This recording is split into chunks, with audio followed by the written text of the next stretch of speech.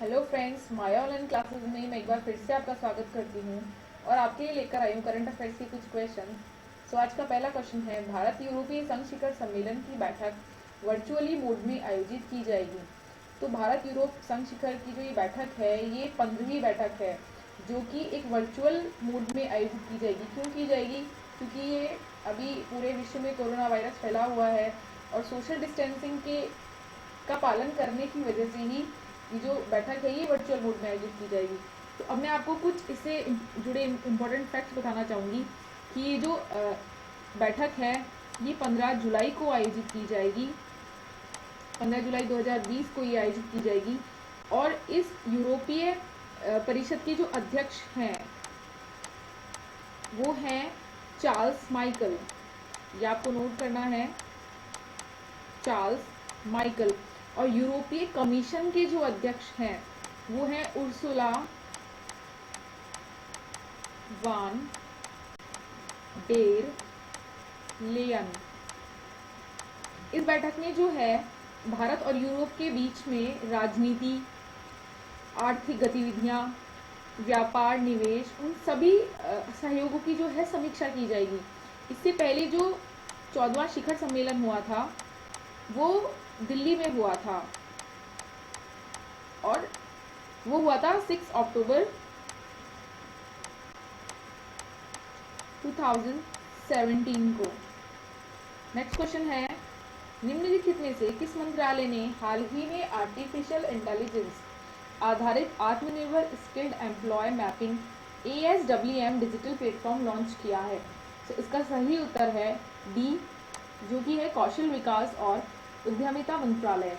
कौशल विकास और उद्यमिता मंत्रालय ASM की मदद से जो स्किल मजदूर हैं उन्हें रोजगार ढूंढने में इस प्लेटफॉर्म की मदद से जो है रोजगार मिल पाएगा और एम्प्लॉयर्स जो हैं जो रोजगार देते हैं उन्हें मजदूर मिल पाएंगे। सो इसका यही फायदा है।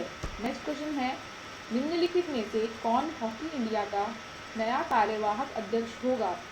तो इसका सही उत्तर है ज्ञानेंद्रो निगुमबाम। ये जो ज्ञानेंद्रो है ये मणिपुर से बिलोंग करता है। कहाँ से बिलोंग करता है दोस्तों? मणिपुर से।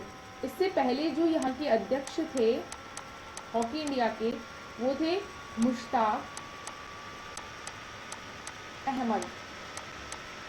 ये जो मुश्ताक अहमद हैं ये पहले कार्यकारी अध्यक्ष के रूप में कार्य कर चुके हैं हॉकी के लिए, जो कि इन्होंने 2009 से 2014 तक के लिए हॉकी इसमें कार्य किया था।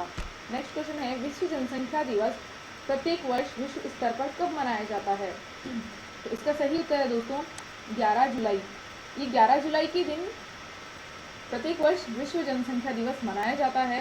इसके साथ ही ये बढ़ती आबादी से जुड़ी, जो आबादी दिन प्रतिदिन बढ़ रही है उससे जुड़ी समस्याओं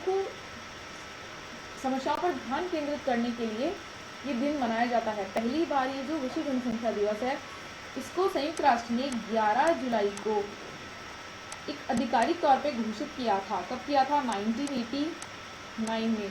और इसे पहली बार मनाया गया था 11 जुलाई 1990 में। उस वक्त जो जनसंख्या थी विश्व की वो थी लगभग 5 अरब के आसपास। और इस वक्त वर्तमान में ये आपको नोट करने वाली बात है, आपकी कभी पूछा जा सकता है परीक्षा में कि इस वक्त जो भारत की पूरे विश्व की माफ कीजिए जनसंख्या है वो है लगभग 7.8 अरब। तो 11 जुलाई को विश्व जनसंख्या दिवस के रूप में मनाया जाता है। अगला क्वेश्चन है, निम्नलिखित में से किस पुलिस स्टेशन को देश के सर्वश्रेष्ठ पुलिस स्टेशन का दर्जा दिया गया है? तो इसका सही उत्तर है दोस्तों नादौन पुलिस स्टेशन, हिमाचल, जो कि हिमाचल प्रदेश में है। भारतीय अंतरिक्ष अनुसंधान संगठन इसरो ने एमेजोनिया फर्स्ट उपग्रह को लॉन्च करने की घोषणा की है। तो कहाँ का है ये एमेजोनिया फर्स्ट उपग्रह? ये है ब्राज़ील का। एमेजोनिया का नाम सुन के आपको कुछ याद आए कि अमेजोन जो है ब्राज़ील के वन है और ये जो वन है इनको क्या कहा जाता है? फेफड़े कहा जाता है, विश्व के फेफड़े। क्योंकि पूरी विश्व में सबसे ज़्यादा ऑक्सीजन अगर कहीं से मिलती है हमें तो वो अमेजोनिया की वनों से मिलती है। अब ये इसरो ने ये जो ब्राज़ील द्वारा ये जो पहला पृथ्वी उपग्रह जो अनुसंधान लॉन्च किया है, ये अमेजोनिया 1 के नाम से जाना जाता है। इसे अगस्त 2020 में लॉन्च करने का अभी फिक्स नहीं हुआ है, पर ऐसा सूत्रों के मुताबिक 2020 में अगस्त में ये लॉन्च किया जाएगा। और ये जो ब्राज़ील की जो अंतरिक्ष एजेंसी है, ब्राज़ील की अंतरिक्ष एजेंसी है AEB के नाम से इसको जाना जाता है। और ये क्या करेगी, ये एक माइक्रो उपग्रह छोड़ेगी, माइक्रो उपग्रह जो है ये लॉन्च करेगा। इसके लिए उससे क्या होगा कि वायुमंडल का अध्ययन करने में आसानी की जाएगी। इसके अलावा इसरो के बारे में मैं आपको बता दूं कि इसरो का जो गठन है वो 15 अगस्त 1969 को डॉक्टर विक्रम साराभाई के द्वारा उनको माना जाता है। विक्रम साराभाई जो हैं उन्हें संस्थापक माना जाता है इसरो का। अगला क्वेश्चन है दोस्तों, निम्नलिखित में से किस एयरोस्पेस कंपनी ने हाल ही में भारतीय वायुसेना IAF को इंडियन एयरफोर्स स्टेशन पर आखिरी बचे 5 AH-64E अपाचे लड़ाकू हेलीकॉप्टरों की डिलीवरी कर दी है? तो इसका सही उत्तर है बोइंग। बोइंग जो है एक अमेरिका की कंपनी है। बोइंग क्या है, एक अमेरिका कंपनी है जो कि एयरस्पेस का निर्माण करता है। इसके अलावा अमेरिका और भारत के बीच में ऐसे 22 हेलीकॉप्टरों के बीच में जो है अनुबंध किया गया है। कितने हेलीकॉप्टरों का? 22 हेलीकॉप्टरों का। इससे पहले भारत रूस के जो है हेलीकॉप्टर जिसका नाम था AMI-35 इसका इस्तेमाल कर रहा था। इसकी 64E अपाची लड़ाकू विमान की कुछ क्वालिटी है कि ये सबसे खतरनाक जो है हथियार है। 16 एंटी टैंक मिसाइल छोड़ने का इसकी क्षमता है। हेलीकॉप्टर के नीचे जो राइफल लगी होती है उसमें एक बार में 30 mm की जो है गोलियां, और वो कितनी 1200 गोलियां कम से कम भरी जा सकती हैं इसमें। इसकी क्वालिटी है ये। अब मैं आपको इसरो के बारे में भारतीय वायुसेना IAF जो है उसके बारे में कुछ डिटेल बताना चाहूँगी। इसका पूरा नाम इंडियन एयरफोर्स है।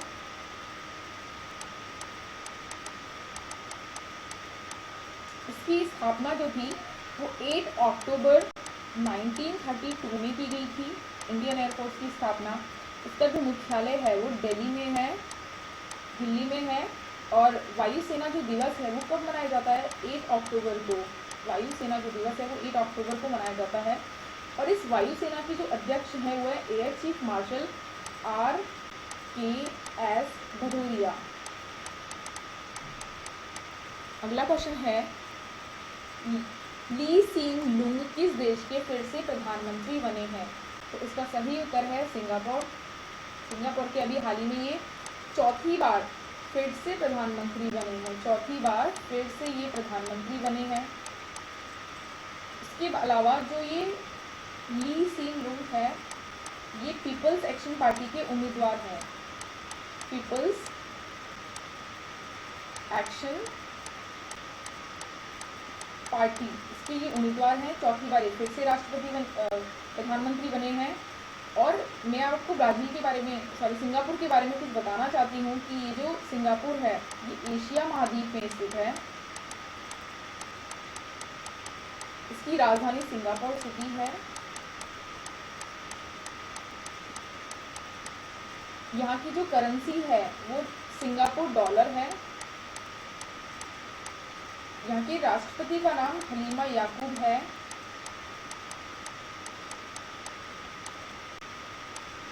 इसके अलावा यहाँ के जो प्रधानमंत्री हैं वो हैं ली सीन लुंग जो अभी फिर से बने हैं। नेक्स्ट क्वेश्चन है, लेबनान में संयुक्त राष्ट्र अंतरिम बल यूनिफिल के साथ तैनात की गई एक परियोजना के लिए पर्यावरण पुरस्कार जीता है, जिसका उद्देश्य अपशिष्ट उत्पादन को कम करना, प्लास्टिक का पुनः उपयोग करना, ग्रीन हाउस का उत्सर्जन और खाद के गड्ढे का निर्माण करना है। तो किसको ये पुरस्कार मिला है? तो ये मिला है भारतीय बटालियन को।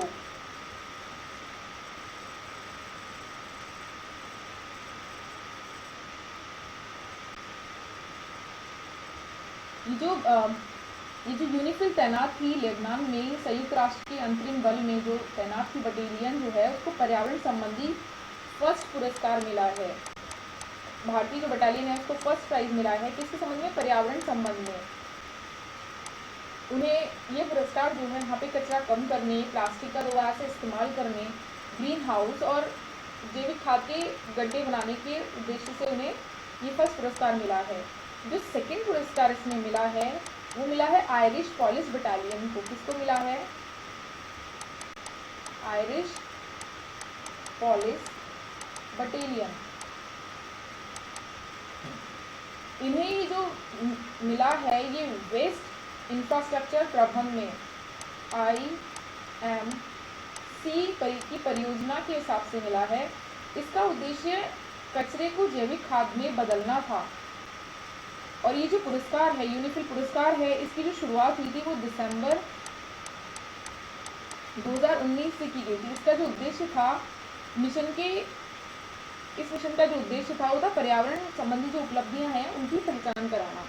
तो आज का 10वां क्वेश्चन है, वर्ष 2020 में दलाई लामा के जीवन पर लिखी गई His Holiness the 14th Dalai Lama an illustrated biography शीर्षक पुस्तक का विमोचन किया जाएगा। 14वें दलाई लामा का वास्तविक नाम क्या है?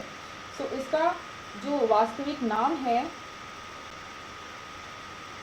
जो इनका वास्तविक नाम है वो है तेनजिन ग्यात्सो। क्या है दोस्तों? तेनजिन ग्यात्सो। जो दलाई लामा है ये 14वें दलाई लामा है। ये वर्तमान में अभी तिब्बत के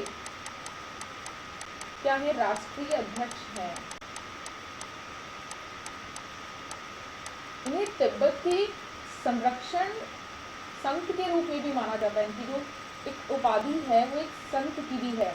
इन्होंने तिब्बतों के मानव अधिकारों को दिलाने के लिए बहुत प्रयास किया है, बहुत उत्कृष्ट भूमिका निभाई है।